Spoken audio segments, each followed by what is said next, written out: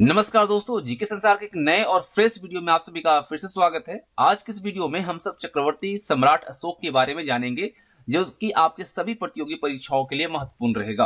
तो इसके अंदर जो हम पॉइंट्स को कवर कर रहे हैं वो काफी इंपॉर्टेंट होने वाला है, तो आप इस वीडियो को एंड देखिएगा।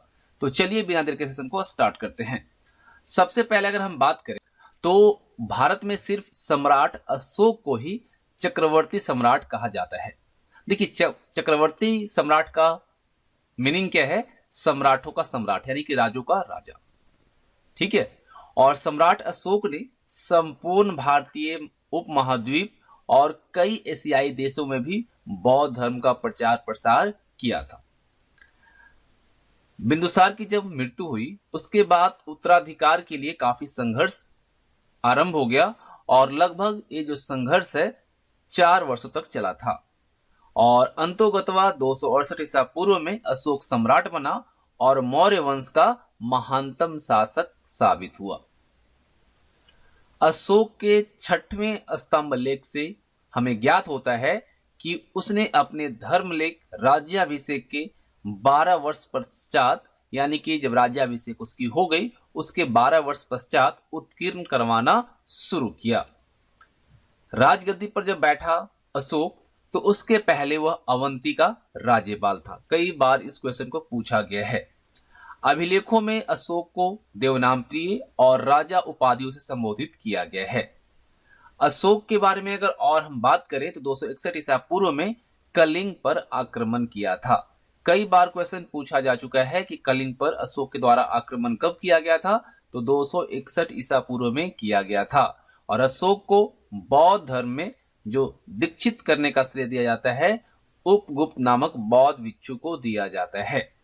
तो ये थी इंपॉर्टेंट फैक्ट्स। उसके साथ साथ और हम पहलू पर अगर चर्चा करें तो आपको मैं बता दूं कि सम्राट अशोक, ठीक है, सम्राट अशोक को हम लोगों ने जाना तो मास्की और गुर्जरा का जो लेख है उसमें उसका नाम अशोक और पुराणों में उसे अशोक वर्धन कहा गया है। ठीक है। अगर आपसे पूछ लिया जाए कि कौन से लेख में अशोक का नाम मिलता है तो है मास्की का और गुर्जरा का लेख, उसमें अशोक, और पुराणों में जो अशोक का नाम मिलता है वह अशोक वर्धन मिलता है। ब्राह्मो स्तंभ जो है उसमें अशोक ने स्वयं को मगध का राजा बताया है, यानी कि मगध का सम्राट बताया है। और सिंहली, कौन सा? सिंहली, ठीक है। सिंहली अनुश्रुतियों के अनुसार 99 भाइयों की हत्या करके राज सिंहासन प्राप्त किया था। किसने? अशोक ने। और दिव्य दान, इसमें अशोक की माता का नाम सुभद्रांगी और चंपा के एक ब्राह्मण की पुत्री बताया गया है। सिंहली अनुश्रुतियों में अगर हम और बात करें तो इसके अनुसार उज्जैनी जाते समय अशोक विदिशा में रुका, जहां उसने सृष्टि की पुत्री देवी से विवाह किया, जिससे कि महेंद्र और संघमित्रा का जन्म हुआ। और महेंद्र और संघमित्रा को ही श्रीलंका भेजा था अशोक ने बौद्ध धर्म के प्रचार प्रसार के लिए। और दिव्य दान में उनकी पत्नी का नाम जो बताया गया है वो क्या बताया गया है, आप नोट कर लीजिएगा, तिस्य रक्षिता बताया गया है। क्या बताया गया है? तिस्य रक्षिता। और उस लेख में केवल उसकी पत्नी का नाम जो है वह कारुवाकी बताया गया है, जो कि तीवर की माता थी।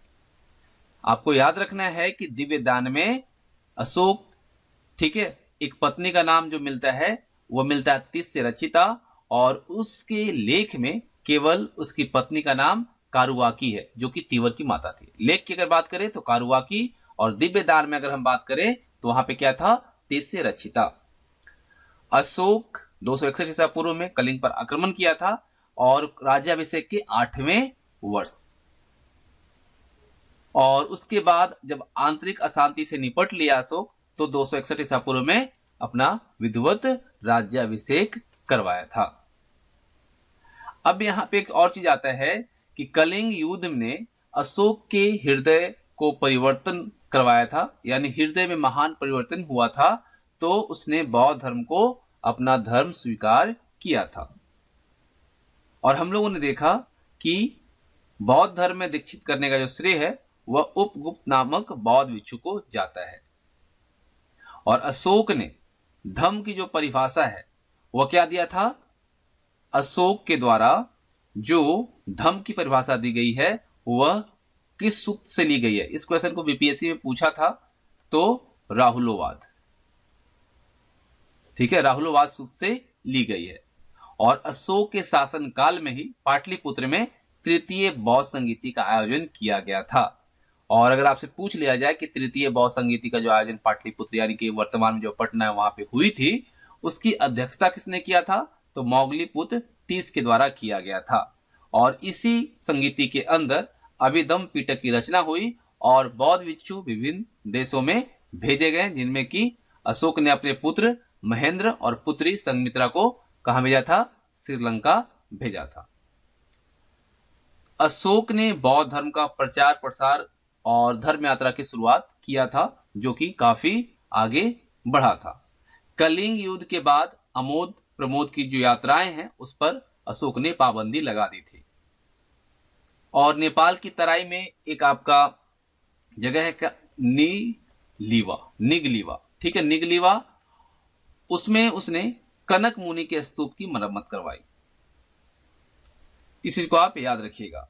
और बौद्ध धर्म के प्रचार के लिए अपने साम्राज्य के उच्च पदाधिकारियों की नियुक्ति किया था और स्तंभ लेख 3 और 7 के अनुसार वयुष्ट, रज्जुक, प्रादेशिक और युक्त नामक पदाधिकारियों को जनता के बीच जाकर धर्म प्रचार करने और उपदेश देने का आदेश अशोक ने दिया था।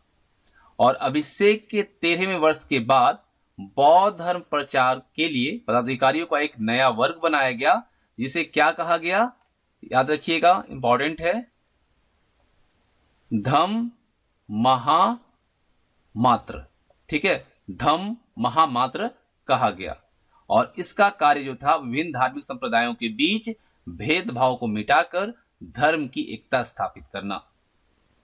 और अशोक के महान पुण्य का कार्य जो है और एवं स्वर्ग की प्राप्ति का उपदेश जो है वह कहां से मिलता है?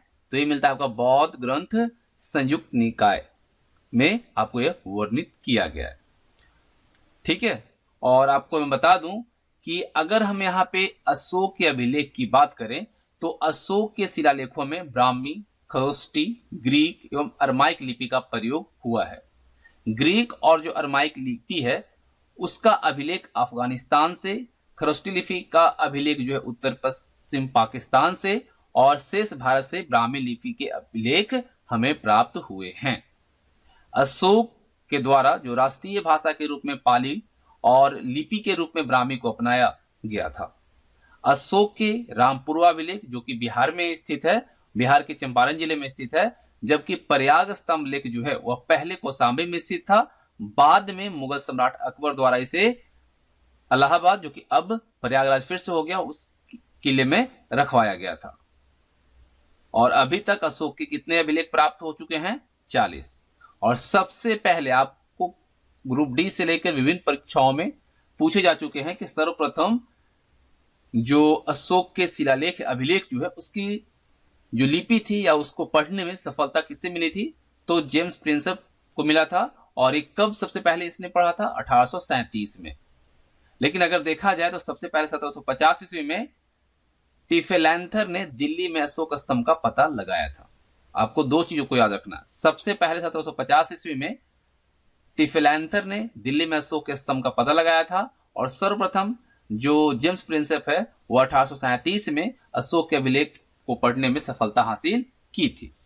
अब यहाँ पे हम और बारीक चीजों से देखें तो आगे हम चर्चा करेंगे यहाँ पे, ठीक है। तो देखिए सबसे पहले अब यहाँ पे बात आती है कि अशोक द्वारा भेजे गए धर्म प्रचारक कौन कौन थे।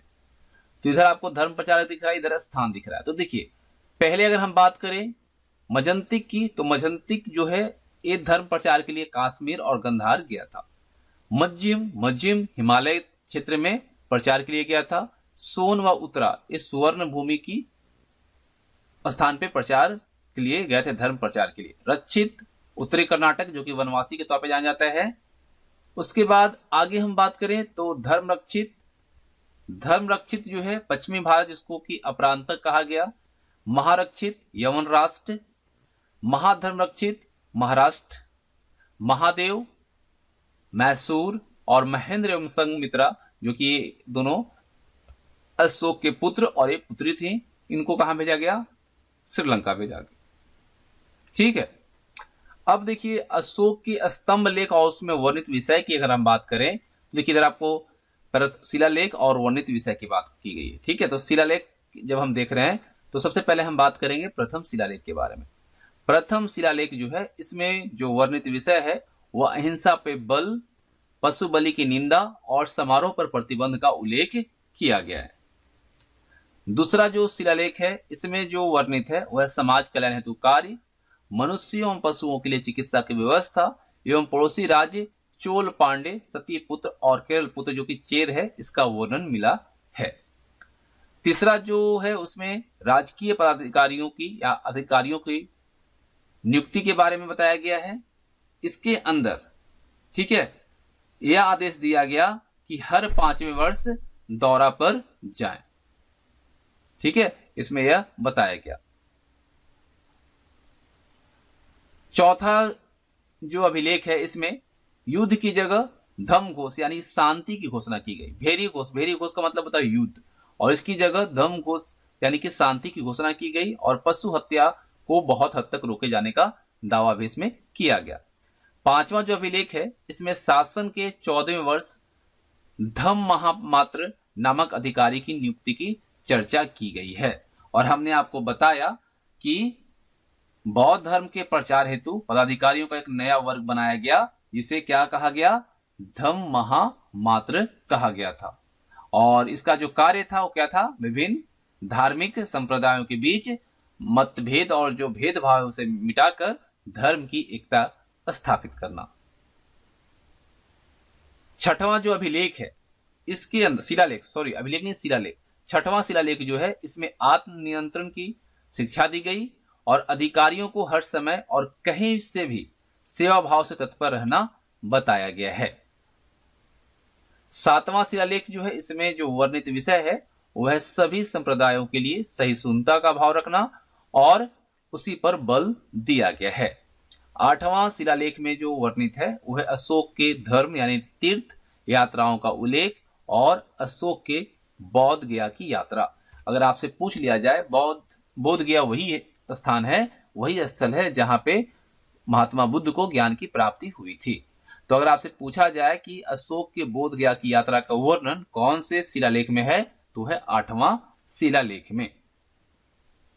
9वां शिलालेख जो है, इसमें सच्ची भेंट एवं सच्चे शिष्टाचार का उल्लेख किया गया है और धम्म में सभी दासों एवं नौकरों के प्रति दया भाव रखने का उल्लेख किया गया है।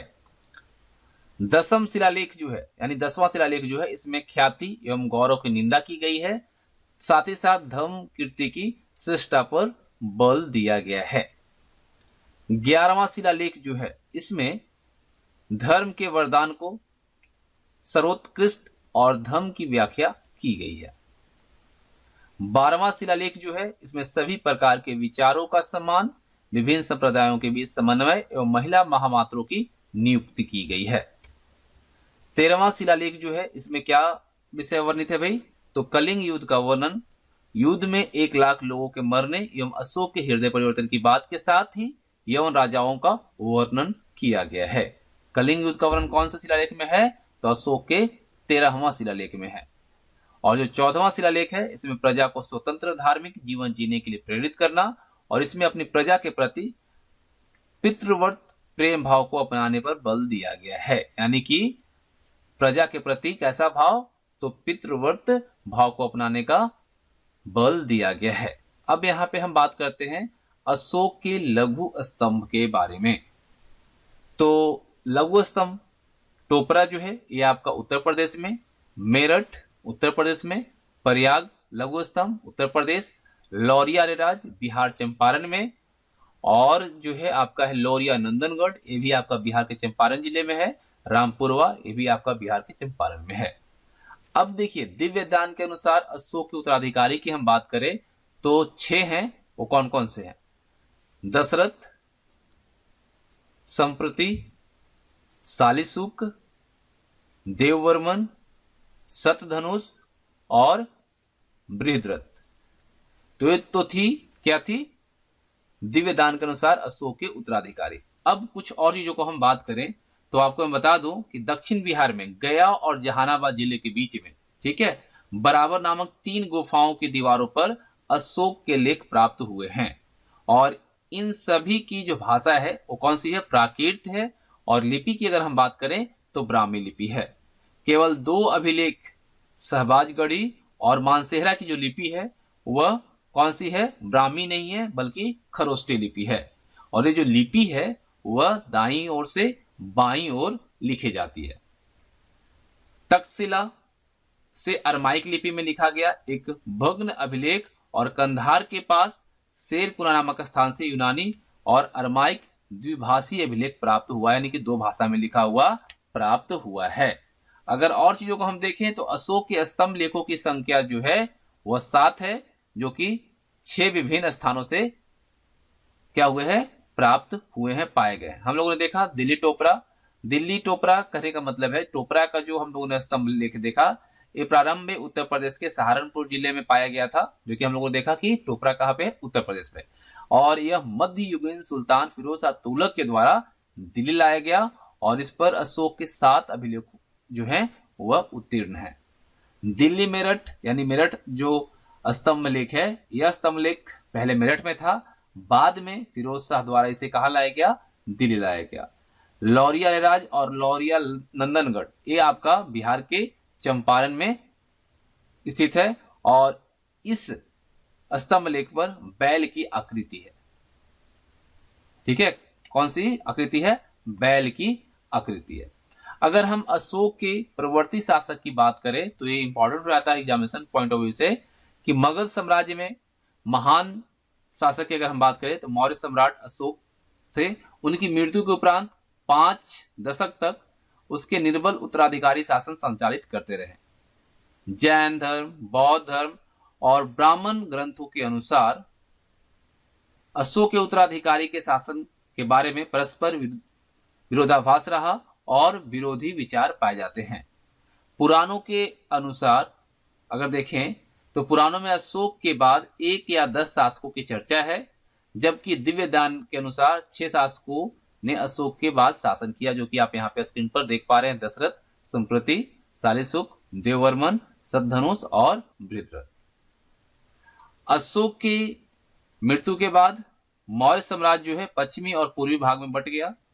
पश्चिमी भाग पर किसने शासन किया, कुणाल ने शासन किया, जबकि पूर्वी भाग पर कौन किया, संप्रति ने किया। ठीक है, और 170 ईसा पूर्व, 170 ईसा पूर्व तक पश्चिमी भाग पर बैक्टीरिया यूनानी का पूर्ण अधिकार हो गया था और पूर्वी भाग पर दशरथ का राज्य था। और वहीं अगर आपसे पूछ लिया जाए अंतिम मौर्य सम्राट कौन था, तो वो था बृहद्रथ, आप जो यहाँ पर देख रहे हैं। और इसकी हत्या उसके सेनापति पुष्यमित्र ने कर दी थी और वह मौर्य वंश का अंतिम शासक था।